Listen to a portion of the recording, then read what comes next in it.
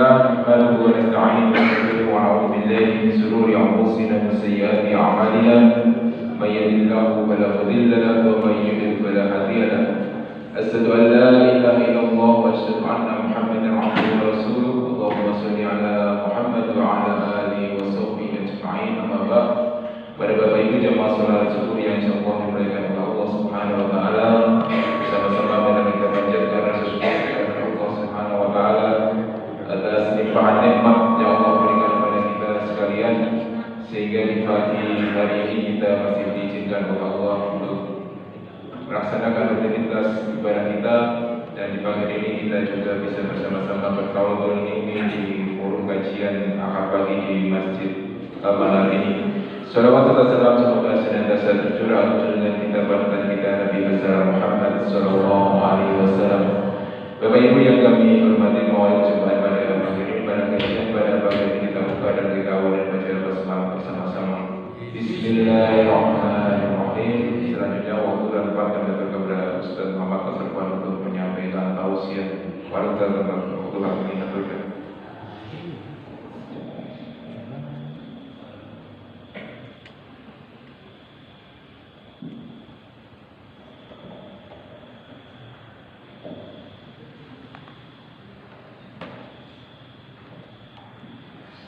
Bismillahirrahmanirrahim. Assalamualaikum warahmatullahi wabarakatuh.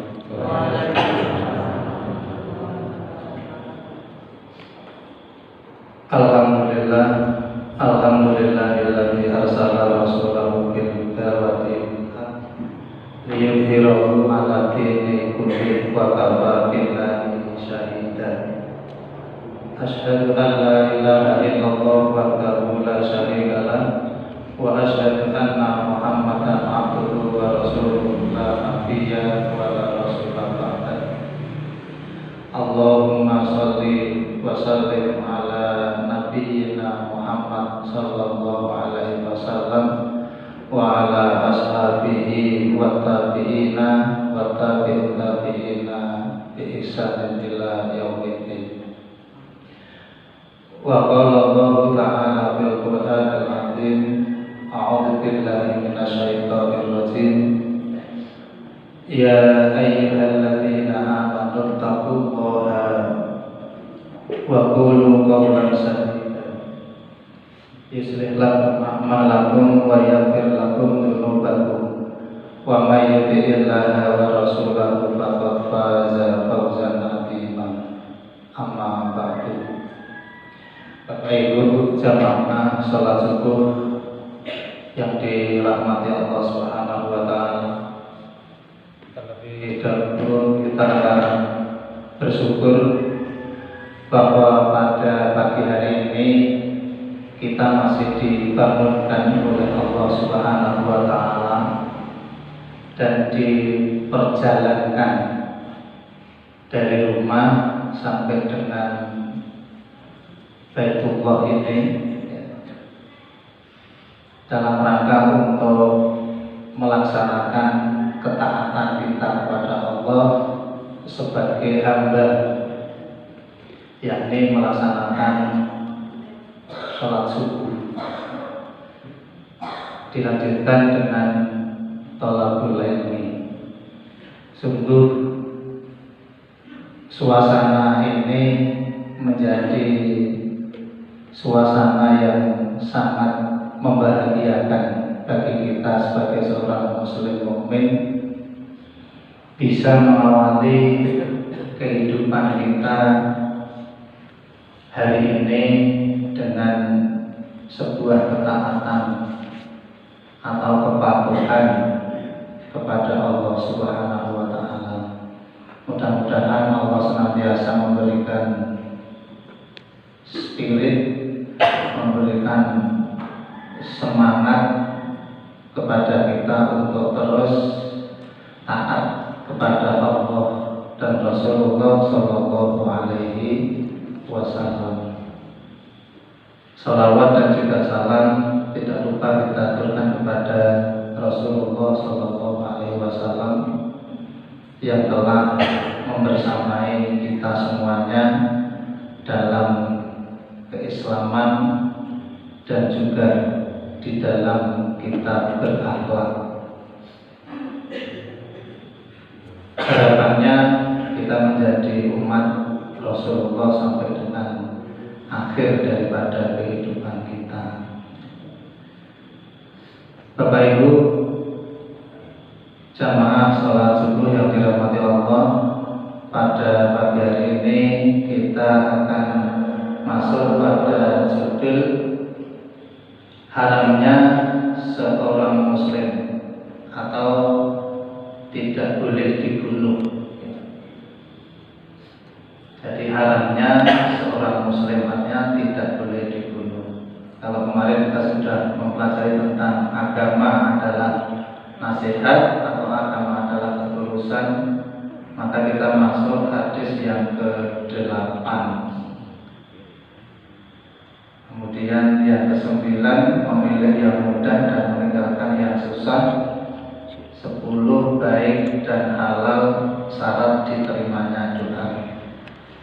Insyaallah nanti kita coba satu persatu. Hadis yang ke-8.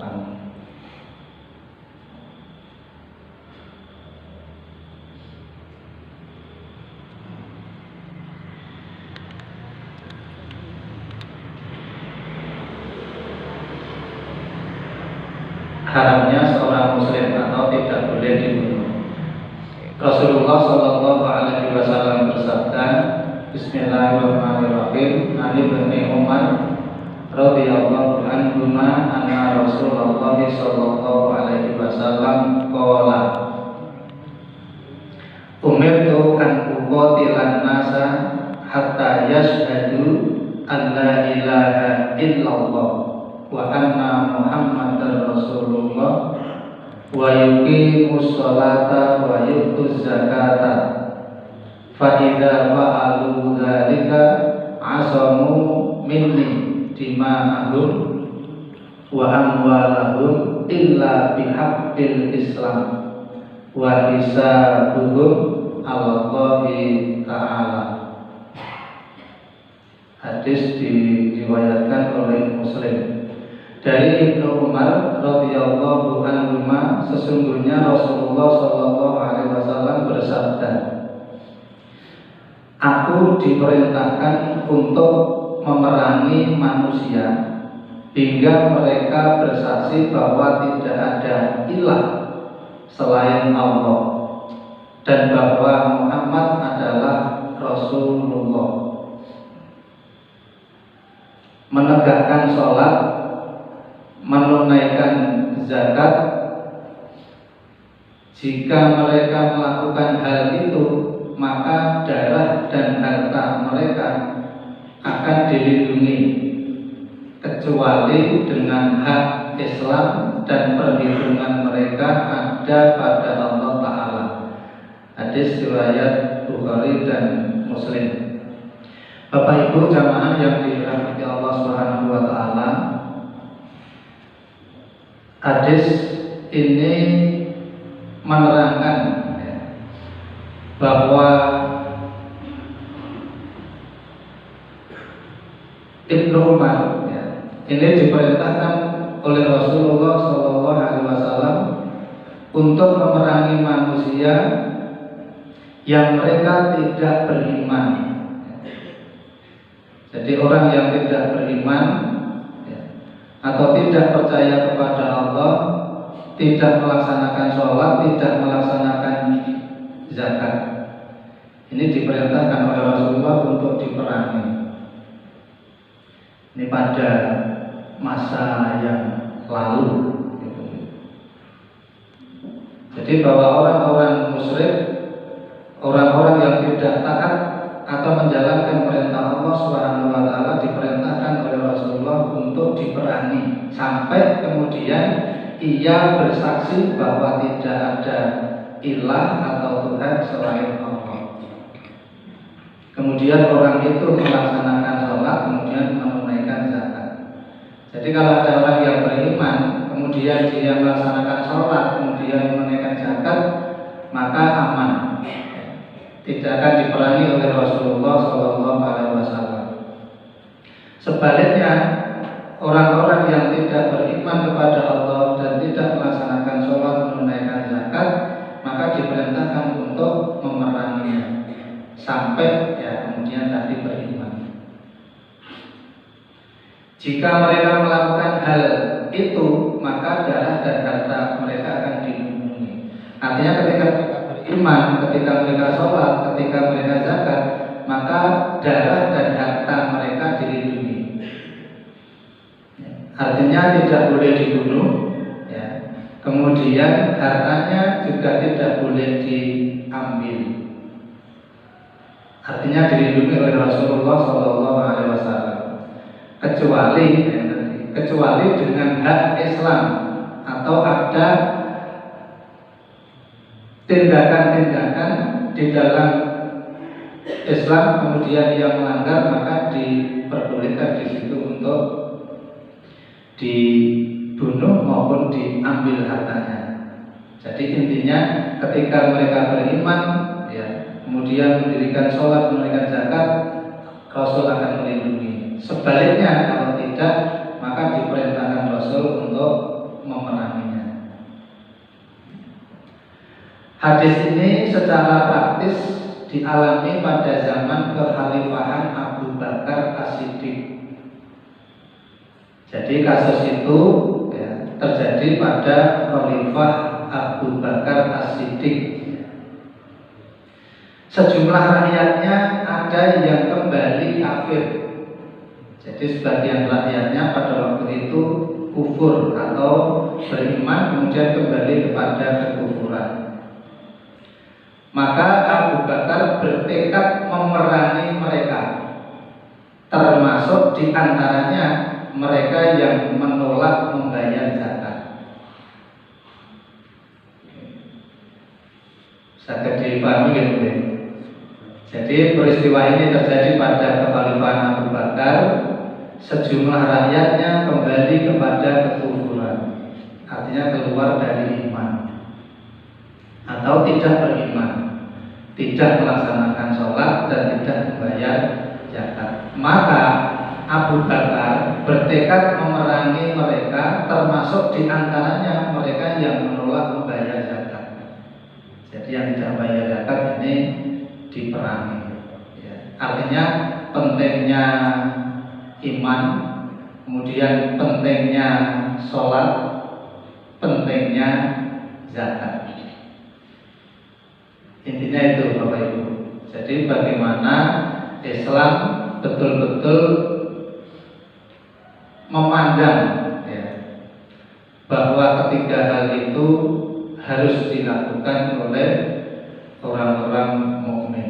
Maka Umar bin Khattab menegurnya seraya berkata, bagaimana kamu akan memerangi mereka yang mengucapkan la ilaha illallah?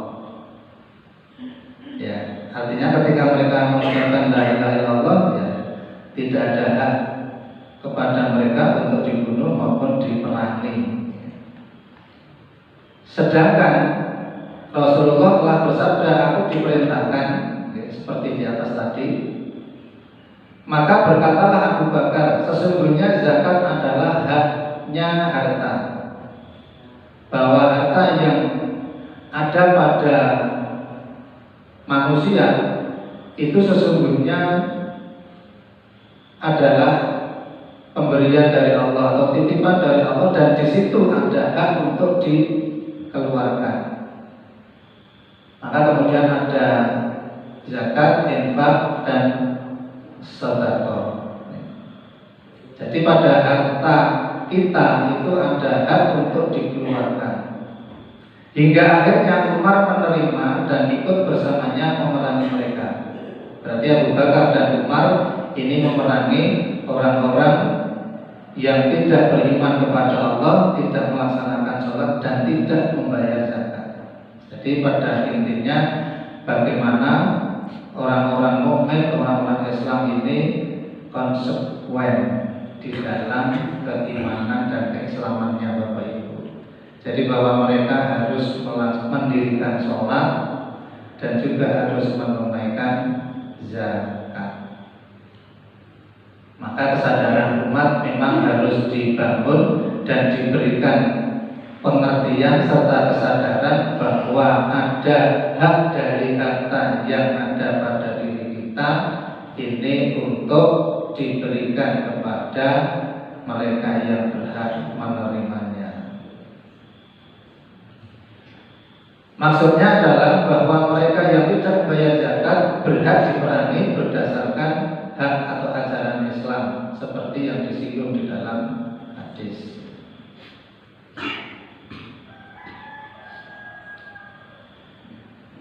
Maklumat peperangan kepada mereka yang berlaku musyrik. Tadi tidak beriman itu sama dengan musyrik atau kafir, sehingga mereka masuk Islam. Jadi maklumat perang kepada orang-orang musyrik, orang-orang kafir, orang-orang yang tidak masuk Islam. Diperbolehkannya membunuh orang yang mengingkari sholat dan memerangi mereka yang menolak membayar zakat. Jadi pada masa itu sampai sedemikian rupa Bapak Ibu. Padahal kalau sekarang nggak sholat pun, nggak sholat pun terserah mereka yang tidak mendirikan sholat, termasuk membayar zakat bagi para agniya yang telah sampai pada nisab daripada wajibnya mengeluarkan zakat. Artinya kedua hal itu sangat penting sampai pada masa itu agar mereka bisa diperangi sehingga masuk Islam, mendirikan sholat dan membayar zakat. Berbalik dengan keadaan sekarang, maka ini menjadi perhatian kita Bapak Ibu untuk terus menyampaikan kebenaran Islam ini. Kebenaran apa? Ya kebenaran agar manusia ini hendaknya mereka beriman kepada Allah Subhanahu wa taala dan jangan sampai melupakannya. Kemudian bagaimana konsekuensinya sebagai seorang muslim mukmin adalah mereka wajib mendirikan sholat. Sementara sholat yang diwajibkan adalah 5 waktu, tidak hanya 1, 2, 3 ataupun 4, tetapi 5 itu adalah sesuatu yang wajib dikerjakan. Dan alhamdulillah, mudah-mudahan Bapak Ibu kita senantiasa dimudahkan dan digerakkan oleh Allah Subhanahu wa taala untuk dapat menunaikan yang wajib plus mestinya ini. Jadi kalau kelasnya warga masyarakat Al-Manar ini mestinya 5 wajib plus sunnah rawatibnya. Kalau hanya 5 saja itu kayaknya kita harus merasa kurang atau kita Bapak Ibu kok ber-5 waktu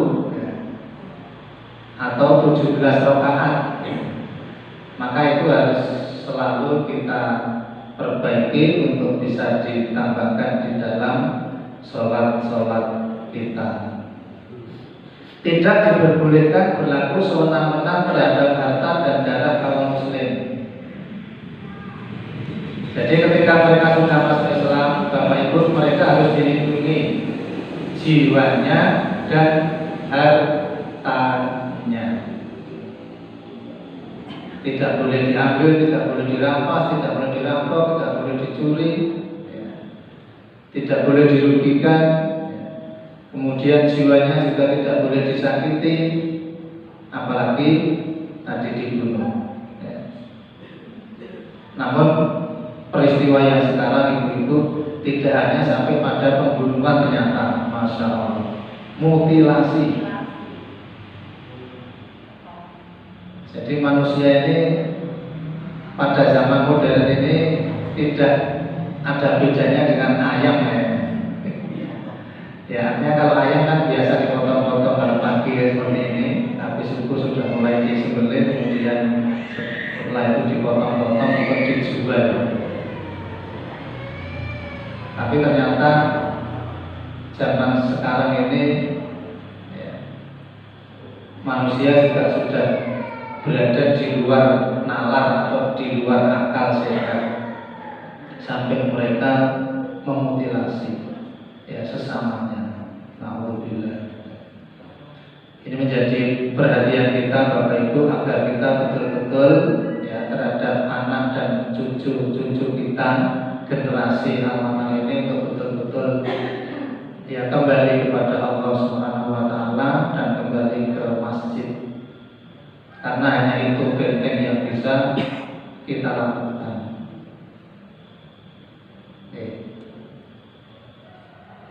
Peristiwa pembunuhan yang terakhir itu kan dilakukan anak-anak remaja umur belasan tahun ya, dengan motivasi hanya ingin menjual organ tubuh daripada orang yang dibunuh itu, hanya ditukar dengan uang.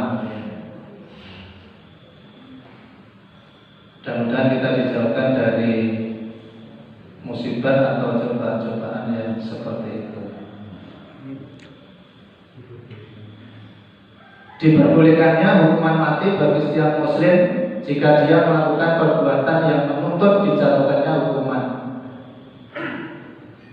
Ini di dalam Islam ya. Jadi ada yang namanya kisos, ada yang namanya rajam ya, bagi mereka yang berzina dan lain sebagainya. Membunuh orang lain dengan sengaja dan meninggalkan agama serta jamaahnya. Jadi meninggalkan agama Islam kembali kepada kekafiran, ini pun sebenarnya berhak untuk diperangi. Tapi karena kondisi negara kita yang tidak berdasarkan dengan syariat Islam, maka itu pun tidak berlaku. Ya maksimal, meskipun maksimal ada hukuman mati gitu. Nah, alhamdulillah, mudah-mudahan kita dijauhkan dari itu.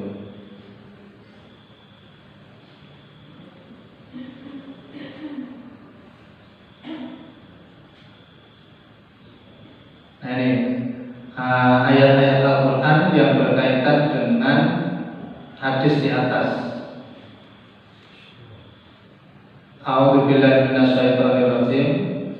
Syara'a lakum min ad-dini ma wasa bihi Nuhan walladzi auhayna ilaika wa ma wasayna bihi Ibrahim wa Musa wa Isa an aqimuddin fala tatafarraqu fihi kabura 'alal musyrikina ma tad'uhum ilaihi la yastabi ilaihi ma yasha wa yahdi ilaihi ma yurid.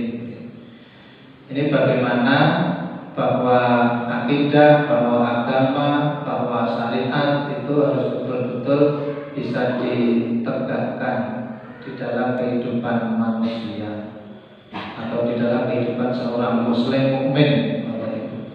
Karena kalau syariat itu tidak ditegakkan, maka perjalanan hidup kita pun ini tidak akan mulus sebagaimana yang ditunjukkan oleh Allah Subhanahu wa taala.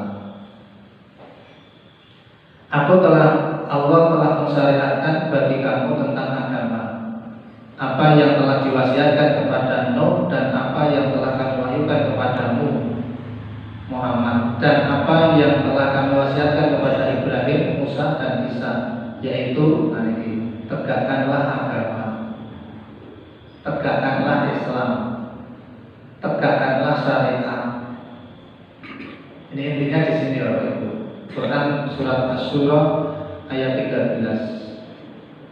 Jadi bahwa di dalam kehidupan kita ini Bapak Ibu tidak ada lain karena kita sebagai seorang muslim mukmin ya, maka di sana Allah memberikan petunjuk dalam kehidupan seorang muslim mukmin. Apa itu? Ad-dinul Islam.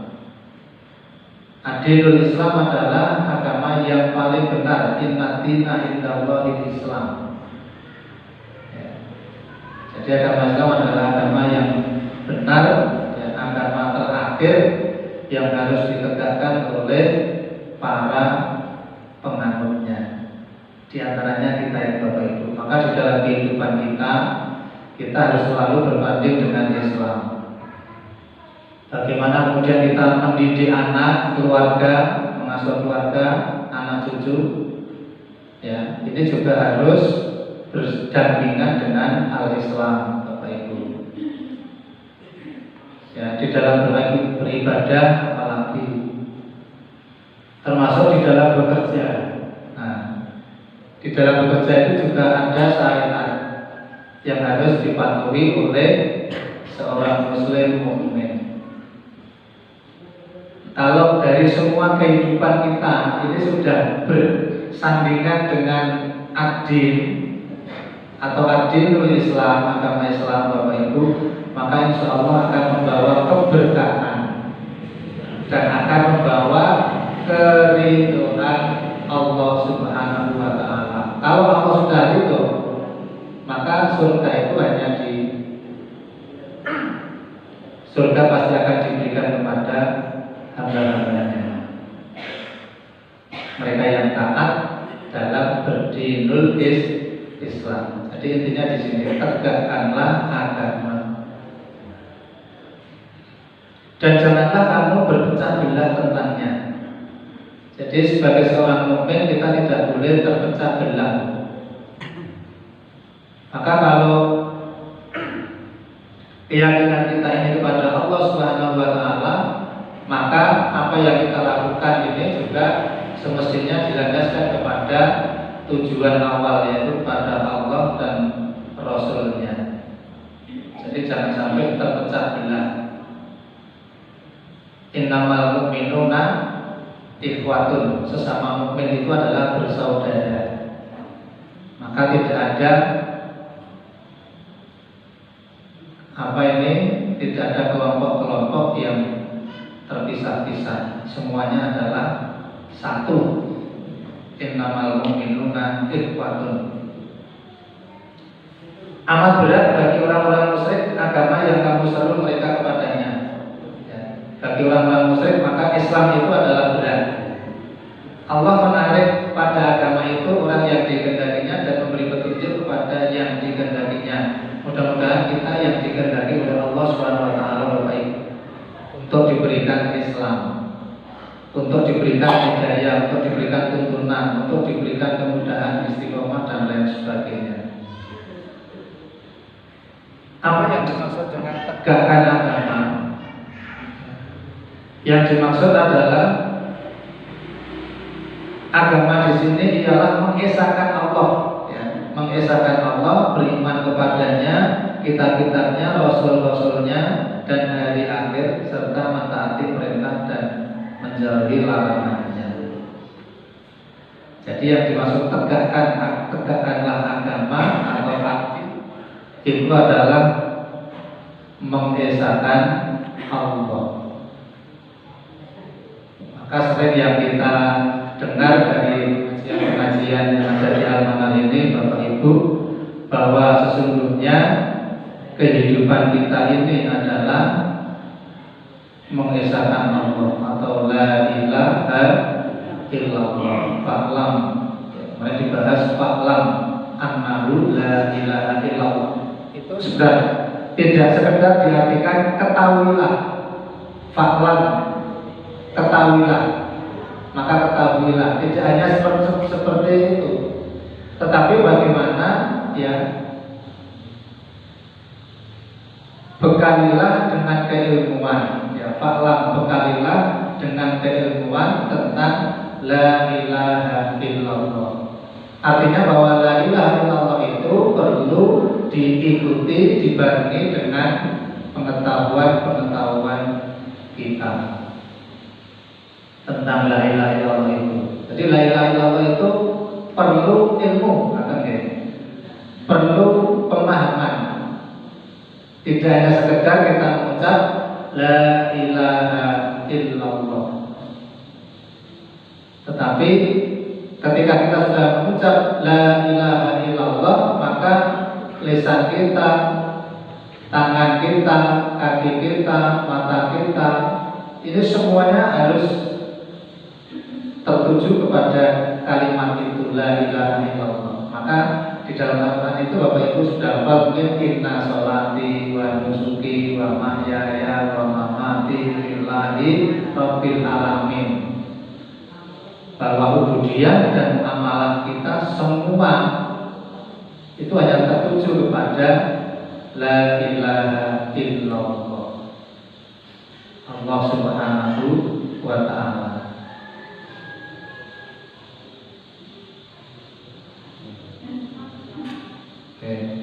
Kemudian yang kedua, ini dikuatkan di dalam Al-Quran. Wala ta'kulu amwalakum bainakum bil batil wa tudlu biha ilal hukami litakulu fariqam min amwalin nasi bil ismi wa antum ta'lamun. Dan janganlah sebagian kamu memakan harta sebagian yang lain di antara kamu dengan jalan yang batil. Dan janganlah kamu membawa urusan harta itu kepada hakim supaya kamu dapat memakan sebagian daripada harta benda orang lain dengan jalan berbuat dosa padahal kamu mengetahui. Jadi Quran Surat Al-Baqarah 188 ini mengingatkan kepada kita untuk tidak mengambil bagian hak orang lain. Jadi bagian kita ya bagian kita, bagian orang lain biar orang lain yang mati. Kita tidak perlu mengambil hak orang lain atau harta orang lain.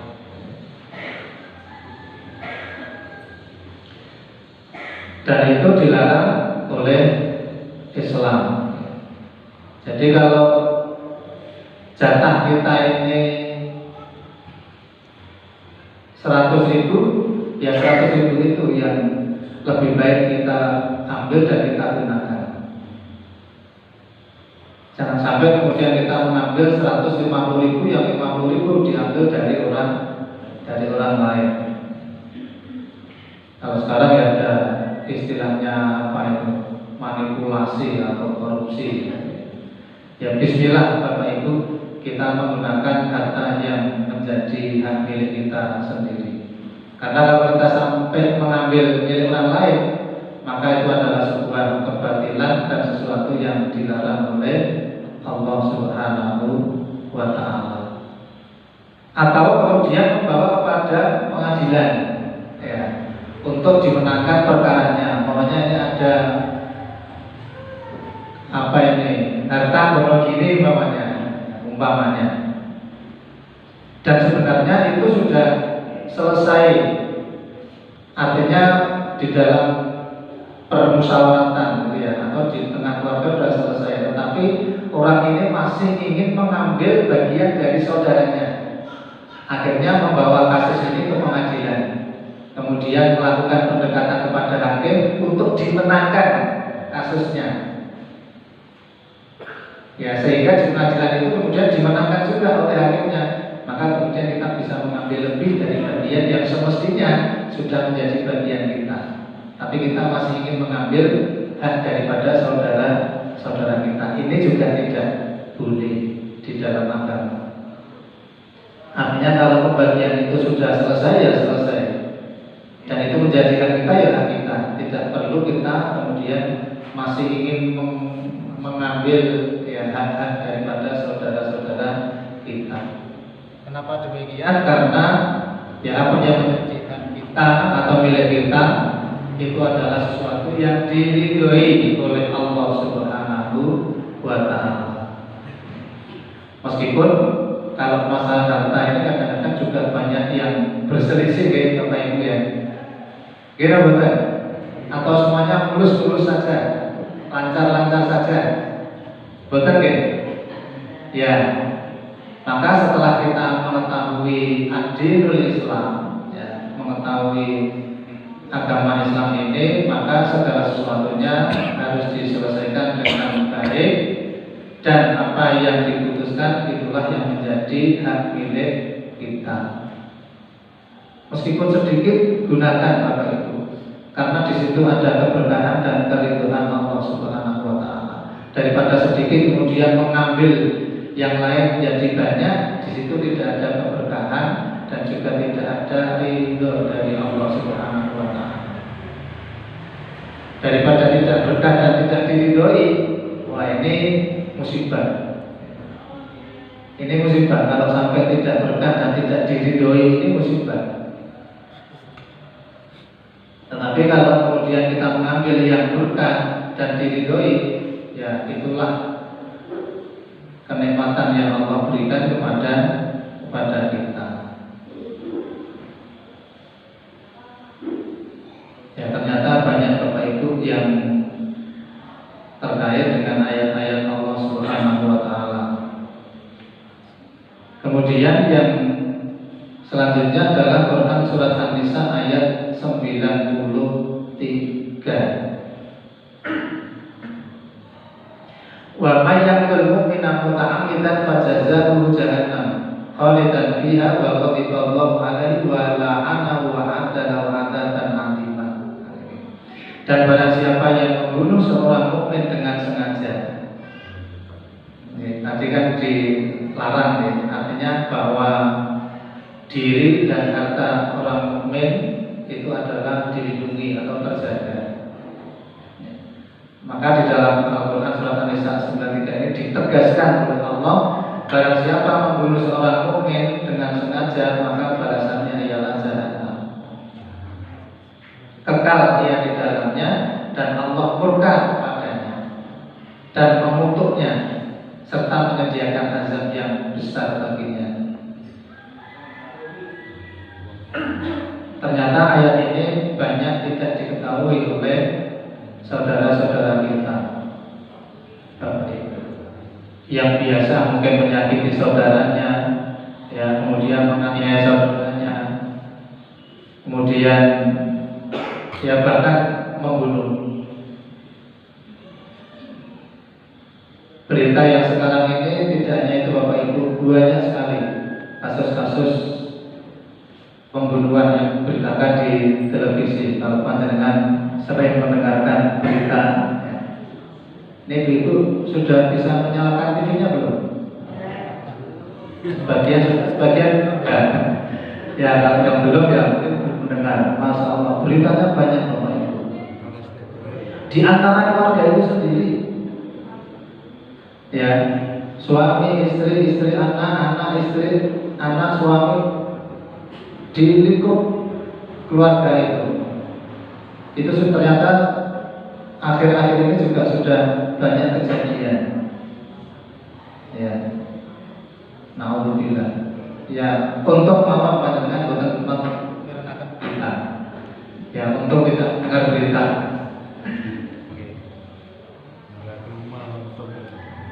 Makanya ya supaya ini menjadi perhatian kita betul Bapak Ibu, karena zaman ini terus berputar, teknologi terus berkembang, maka kemungkinan perilaku keluar dari Islam, aturan yang sudah ditetapkan ini sangat mungkin sekali. Maka supaya menjadi perhatian kita, tidak hanya kita Bapak Ibu, tapi keluarga kita, termasuk anak-anak dan cucu-cucu kita. Ini kita harus beritahu betul tentang yang namanya aturan di dalam agama Islam, dan juga perkembangan teknologi itu sangat berpengaruh.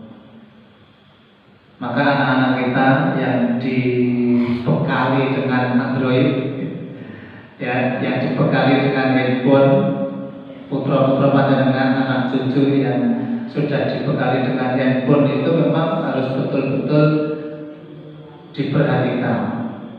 Harus betul-betul diperhatikan, kemudian diberikan pengetahuan. Oke. Juga jangan lupa untuk ya selalu taat di dalam beragama. Artinya juga kenalkan dengan madrasah, kenalkan dengan masjid, ya. Dampingi mereka di dalam sholatnya dan lain sebagainya. Kalau tidak, itu betul-betul pengaruh Android, gadget itu sangat luar biasa Bapak Ibu. Dan peristiwa yang banyak terjadi sekarang itu kan di sana, ya, artinya di luar Jawa. Siapa tahu nanti kemudian juga berpindah ke Jawa. Maka supaya kita berhati-hati betul ya di dalam kehidupan modern ini. Dan benteng utama apa? Yaitu agama, ad-dinul Islam. Jadi agama itu memang menjadi benteng utama kita supaya kita tetap dapat istiqomah menjalankan ubudiyah kita kepada Allah Subhanahu wa taala. Tadi juga disinggung terkait dengan zakat. Harta sudah, jiwa sudah, kemudian ini terkait dengan khusus zakat. Walladzina yaknizuna dzahaba wal fiddata wa la yunfiqunaha fi sabilillah fabashshirhum bi'adzabin alim. Dan orang-orang yang menyimpan emas, tabungan emas Bu, ya kalau disimpan.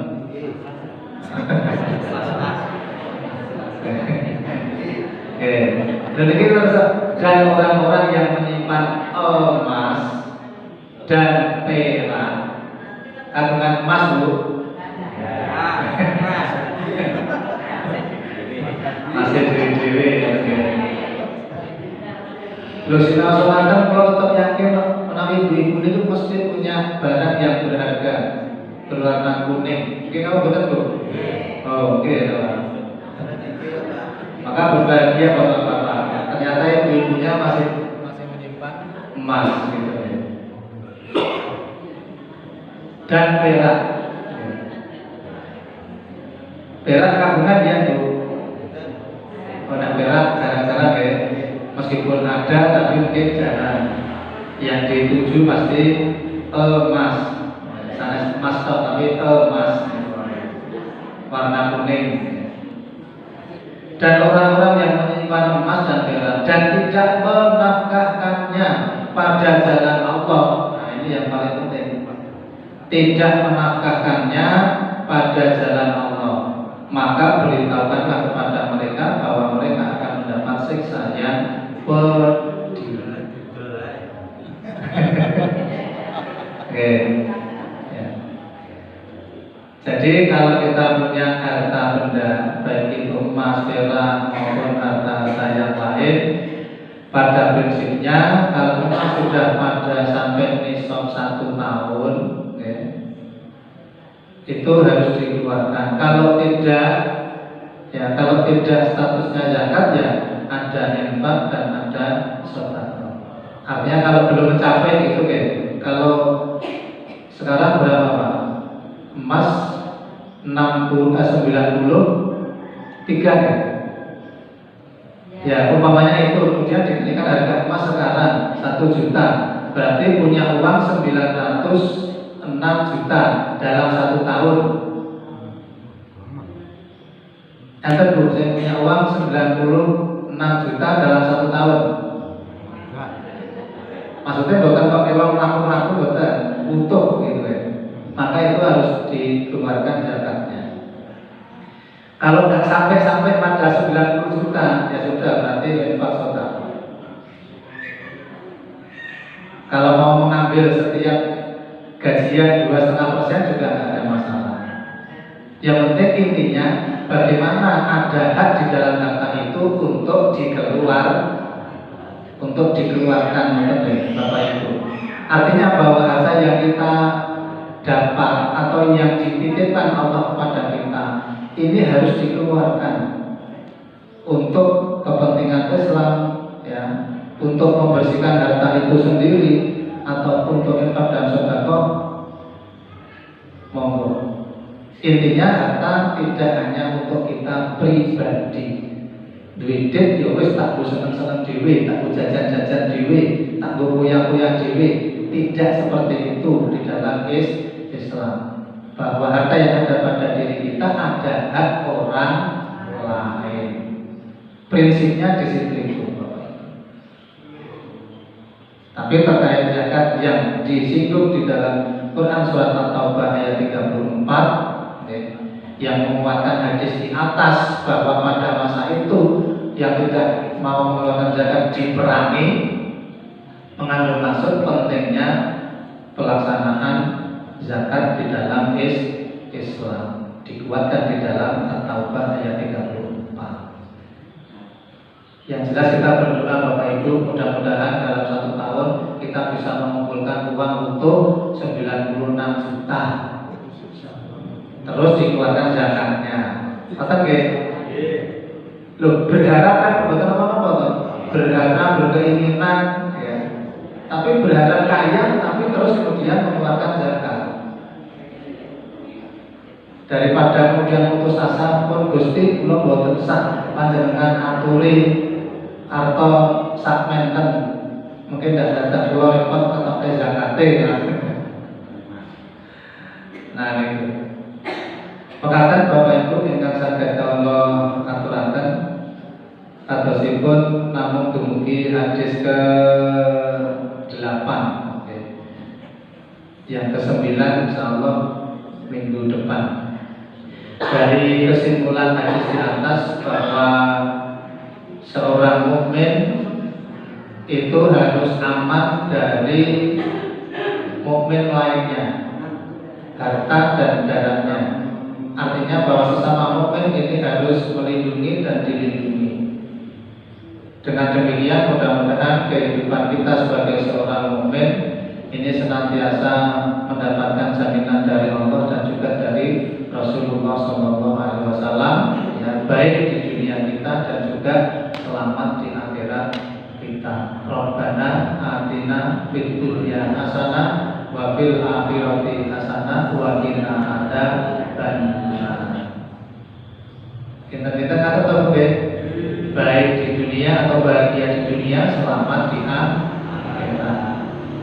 Makatan mungkin kula panjenengan sedaya saestu saged nindakaken menapa ingkang dados petunjuk saking Rasulullah SAW dan juga dikuatkan oleh Allah di dalam Al-Qur'anul Karim. Mugi-mugi Allah Subhanahu wa taala tansah maringaken ing samudayanipun dhumateng kula panjenengan sedaya pun cekapaken nggih pangesanan kula panjenengan sedaya tansah pinaringan nikmat ingkang kathah saha manfaat maslahah. Amin. Subhanallahumma wa bihamdika asyhadu an la